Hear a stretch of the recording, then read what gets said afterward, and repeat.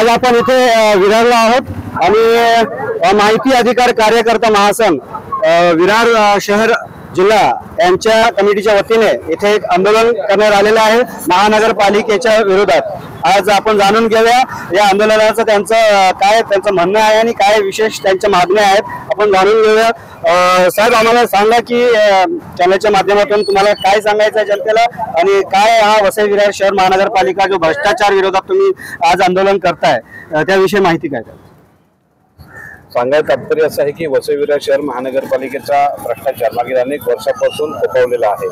तो आपण पाहतोय की या ठिकाणी आयुक्त असतील, जे तत्कालीन आयुक्त आणि उपसंचालक आहेत ते ईडीच्या याच्यामध्ये कैदेमध्ये आहेतच। असं असताना सुद्धा अनेक ह्या ठिकाणी भ्रष्टाचारात आपण गेले अनेक वर्ष पाहत आहे की ह्या खड्ड्यांच्या बाबतीमध्ये असेल, उद्यानांच्या बाबतीमध्ये असतील किंवा कर्मचाऱ्यांच्या संदर्भातल्या ज्या काही समस्या असतील, निलंबित केलेले कर्मचारी असतील, म्हणजे ह्या कर्मचारी असतील किंवा ते काही कर्मचारी असतील, यांना पुन्हा सेवेमध्ये भ्रष्ट मार्गाने ते घेतलं जातं आणि एकंदरीत ह्या वसई विरार शहर महानगरपालिकेचा जो काही भ्रष्ट कारभार आहे तो अनेक वर्ष ह्या ठिकाणी चाललेला आहे आणि आता त्याची जो म्हणजे एकदम जनता हातात झालेली आहे आणि त्यामुळे अनेक ह्या ठिकाणी लोक आवाज उचलत आहेत, जो त्या परीने प्रयत्न करत आहेत। आम्ही पण ह्या ठिकाणी अनेक म्हणजे आमचे कार्यकर्ते अनेक ठिकाणी माहिती अधिकार टाकून माहिती मागत असतात, परंतु ती माहिती लपवली जाते आणि लफंड माहिती अधिकार कायदा लागला की यांचा लफंड चालू होतो। तो लफंड यासाठी असतो की माहिती जेणेकरून ती लपून ठेवायची आणि जे काही सत्य आहे ते उघडकीस आणून न देण्यामागचा त्यांचा मोठा हेतू असतो आणि त्या हेतूमुळेच आम्ही या ठिकाणी एकंदरीत सांगायचं राहिलं तर हा भ्रष्ट जो कारभार आहे यांचा हा लपवण्याचा प्रयत्न जो आहे तो वसई विरार शहर महानगरपालिकेतले जे काही सर्व अधिकारी आहेत ते अत्यंत प्रशिक्षण घेऊन आलेले आहेत की आपला भ्रष्टाचार लपवता कसा येईल म्हणून।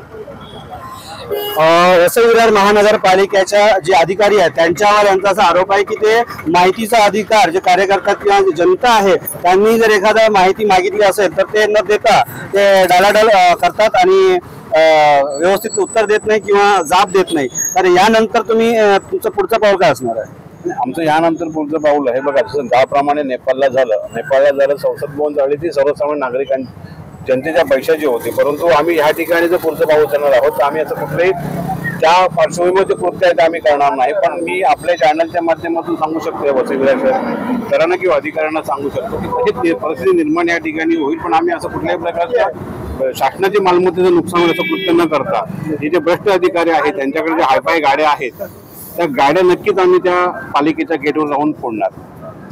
महानगरपालिकाचे जे अधिकारी आहेत त्यांना हे आज एक प्रकारे निरोप देत आहेत चॅनलच्या माध्यमातून की तुम्ही जर आम्हाला हवं ते उत्तर नाही मिळालं, तुमच्याकडून उचित योग्य ते उत्तर नाही मिळालं तर आम्ही कदाचित आंदोलन हे तीव्र करू। आपण आणखी इथे काही कार्यकर्ते आहेत त्यांच्याकडनं जाणून घेऊया प्रतिक्रिया। तुम्ही आज एवढं वय झालंय, आज या आंदोलनात त्याचं काय सामील झालं, काय तुमचं म्हणणं आहे? या वयामध्ये मला ते यावं लागलंय कारण काय इथे जे सुविधा वगैरे काहीच नाहीये, काय आता पाणी नाही, काय नाही समजा काय हातपाय धुवायला पाणी पाहिजे काय नको, काहीच नाहीये।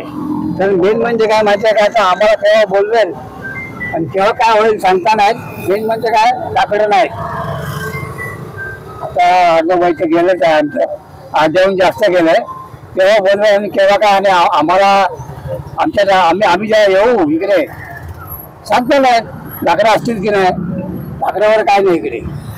वसई विरार महानगरपालिका वैकुंठ स्मशानभूमी या ठिकाणी हा मोर्चा चालू आहे आणि आपण बघताय की वयस्कर गृहस्थ त्यांना ही शाश्वती नाही आहे स्वतःमध्ये की माझा कदाचित ज्यावेळेस मला वेळ येईल तेव्हा आयुष्य दो, पण कदाचित ज्यावेळेस माझा वेळ येईल त्यावेळेस मला इथे लाकडी भेटणार आहे की नाही। कारण आजची स्थिती अशी येते, त्यात सांगतायत की इथे लाकडाची व्यवस्था नाहीये, येणाऱ्या जाणाऱ्यांसाठी पाणी हात धुण्यासाठी व्यवस्था नाहीये। आपण आणखीन जाणून घेऊया तुमचं काय म्हणणं आहे, काय तुमचं आजचा हा जो तुम्ही नोटांचा जो हार घातलेला आहे काय याच्या कारण आहे? आमच्या काळामध्ये एवढंच आहे, माहिती फाउंडेशनच्या हिशोबाने आता ही आमचं दिंडी यात्रा आहे, या दिंडी आंदोलन आहे हे नुसतं आता आम्ही पोलीस प्रशासनाच्या सहकार्याने आम्ही हा दिंडी न काढता आम्ही पदयात्रा चालत घेतो आहे।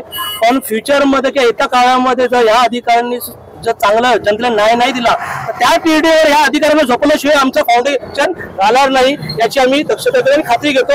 या दिंडी यात्रा ही आंदोलन हा पुढच्या टायमाला अतिशय तीव्र गतीने असेल आणि त्या टेडीवर आम्ही ह्या भ्रष्ट अधिकाऱ्याला झोपवल्याशिवाय राहणार नाही।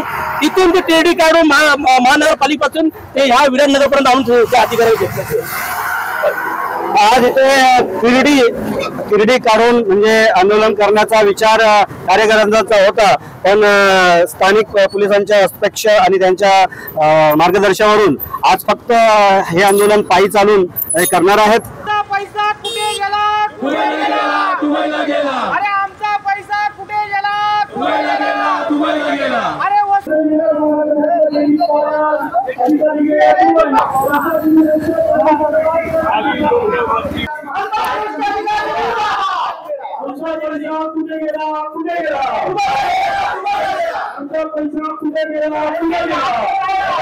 किंचित काही लोक आहेत ते स्वतःला आरटीआय कार्यकर्ता म्हणवतात आणि एक दुर्दैवाची बाब आहे की शासकीय अधिकारी हे आता मगाशी म्हणायचं की लोकसेवक हा जनतेचा सेवक आहे आणि जनता मालक आहे. ही आयपीसी कायद्यामध्ये तरतूद होती, आता बीएनएस कायद्यामध्ये तरतूद आहे तशी आणि घटनेमध्येही तरतूद आहे. मग जनता मालक आहे, मग जनतेला अधिकार तुम्ही काय देतील? तुम्ही माहिती कुठली लपवतात? ब्लॅकमेलिंग केलं तेव्हा जातं की ज्या वेळेला तुम्ही काहीतरी चुकीचं करता. तुम्ही चुकीचं काम करूच नका ना, तुम्हाला कोण ब्लॅकमेलिंग करेल. पारदर्शकतेचं पहिलं स्वतः काम करा आणि मग नंतर दुसऱ्याला भोट ठेवा. ज्या वेळेला एक बोट तुम्ही दुसऱ्याला दाखवता त्या 4 बोट तुमच्याकडे असतात की तुम्ही काय काम केलंय. म्हणून आधी पहिला प्रशासकीय अधिकाऱ्यांनी हे ध्यानात ठेवा. आणि आता जनता चळवळीमध्ये माननीय बाबासाहेबांनी जो आम्हाला घटनेचा अधिकार दिला, त्याने आम्हाला शिकवण दिली आणि त्यानुसार आज सर्व अभ्यास करून सर्वजण इथे 10वी 12वी शिकलेले वेल एज्युकेटेड लोक उभी आहे.